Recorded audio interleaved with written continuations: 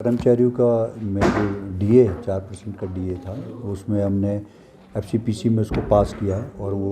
नगर निगम की हाउस में अब जाएगा और हमने सर्वसम्मति से जितने भी हमारे मेंबर्स थे सब ने इसको पास भी किया। इसके अलावा रिवॉल्डी की जो शॉप्स है जो हमने परसों भी वेंडर्स कमेटी वेंडर की जो बनाए थे उसको हमने अलॉटमेंट की बात थी और उसको हमने ड्रॉ ऑफ लॉट्स के थ्रू किया है कि जितने भी लोग हैं उनको ड्रॉ ऑफ लॉट्स के माध्यम से नंबर वाइज जो जिसका जैसा जैसा नंबर निकलेगा उसमें करो। तीसरा था इसमें कि हमने रेंट क्या लेना है, रेंट और इसका वो हमारा उसमें था जो हमारा स्टेट ब्रांच है वो एज़ पर स्क्वायर मीटर या जो इसका रेट पड़ता है उसको फिक्स करके उसको हम बढ़ाएंगे और आफ्टर 5 ईयर्स इसको 10% हम बढ़ाएंगे जो इसका रेट होगा। तीसरा था जो हमारे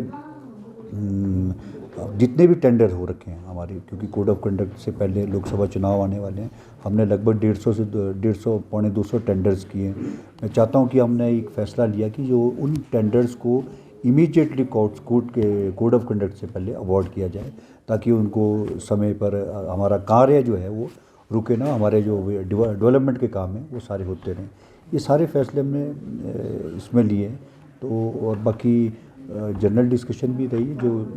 आय को बढ़ाने के लिए हम क्या क्या कर सकते हैं जो एक चर्चा में आया। तो आय को बढ़ाने की जिस तरह से बात की थी पहले से ही नगर निगम यहाँ पर इससे जूझ रहा है, तो क्या क्या यहाँ पे रहेगा जो आने वाले समय में नगर निगम की आय में बढ़ेगा? देखिए मैं आपको बताऊं कि नगर निगम में हमारे पास हमने पहली बार इसको अपनी जगह को आइडेंटिफाई कर,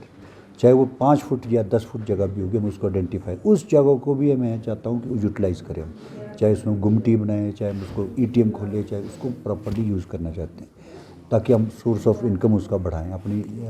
ज़मीन का जो हमारी लैंड पे है। और एक साइज़ के थ्रू हम जैसे चाहे वाइन शॉप है या दूसरी चीज़ें फैब्रिकेट स्ट्रक्चर हम बनाने जा रहे हैं जो उसको जो एक साफ़ सुथरा भी दिखे और उसको फैब्रिकेट स्ट्रक्चर बना करके उसको चाहे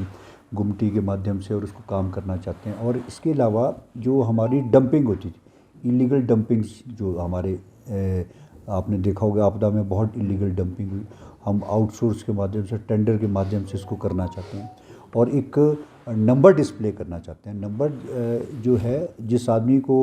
डंप करना है या डंपिंग करनी है हम डंपिंग साइड उनको अलॉट करेंगे,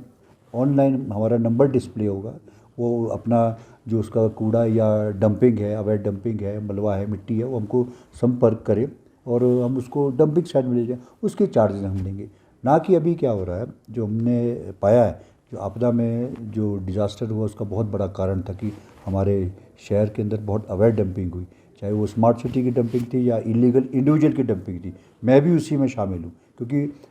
आपको किसी को दे दिया, कॉन्ट्रैक्टर को दे दिया, कॉन्ट्रैक्टर के पास पकड़ाया, रात को हर कहीं फेंक देते थे जो हमारे जंगल इन्वायरमेंट भी ख़राब हुआ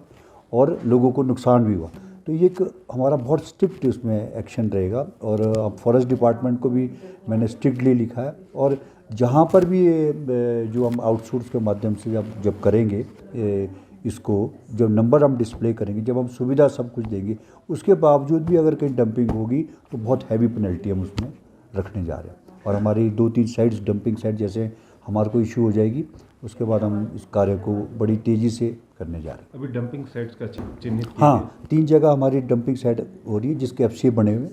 कल्लोग है आपका चुनौती है और एक टूटी गंडी के पास है। 2-3 जगह हमने साइट्स को बरियाल तो हमारे पास है ही है। उसके अलावा जो जैसे ही हमारा एफसी क्लियर हो गया हम उसके बाद उसको ऑफिशियली इसको करेंगे ओवरऑल शिमला में और जहाँ पर भी अवैध डंपिंग पाई जाएगी हम बहुत कड़ा और स्ट्रिक्ट एक्शन लेंगे। और जब हम सुविधा दे रहे हैं तो फिर ये हर एक आदमी की मॉरल रिस्पॉन्सिबिलिटी भी है। अभी तो हर कहीं जहाँ फेंका जा रहा है। सर जो निर्माण कार्य कर रहा होगा अगर वह डंपिंग करता है तो निर्माण कार्य पर प्रतिबंध भी लगेगा या पेनल्टी होगी भारी? बिल्कुल, हमारे एक्ट के हिसाब से हम एक्शन लेंगे जो हमारा एक्ट है उसमें एक्ट में और फॉरेस्ट का अपना एक्ट है। अब फॉरेस्ट क्योंकि सरकार के पास है, हम फॉरेस्ट मैंने सरकार फॉरेस्ट डिपार्टमेंट को भी इसमें चिट्ठी लिखी है कि आप पेट्रोलिंग करनी पड़ेगी, आपको पेट्रोलिंग करो। जब हम ये सारी सुविधा दे रहे हैं देंगे आने वाले समय में जब अभी इसको हम करेंगे तो उसके बाद हम बहुत कड़ा एक्शन इसमें होगा और जहाँ पर भी अवैध पड़ा होगा वो उस कॉन्ट्रैक्टर का और जो वेंडर होगा जिसको हमने आगे काम दिया होगा वो उसकी जिम्मेवारी, नहीं तो उसको भी पेनल्टी पड़ेगी कि ये जो डंपिंग है ये आपने क्यों रखी यहाँ। सर ये जाखू एस्केलेटर